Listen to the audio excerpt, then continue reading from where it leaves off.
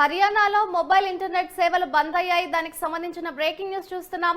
సంయుక్త కిసాన్ మోర్చా ఆధ్వర్యంలో చలో ఢిల్లీకి అయితే రైతులు పిలుపునిచ్చారు. ఈ నేపథ్యంలో రైతుల ఆందోళన నేపథ్యంలో 7 జిల్లాల్లో ఇంటర్నెట్ సేవల బంద్కు సంబంధించి అమల్లో ఉన్నట్టుగా తెలుస్తోంది.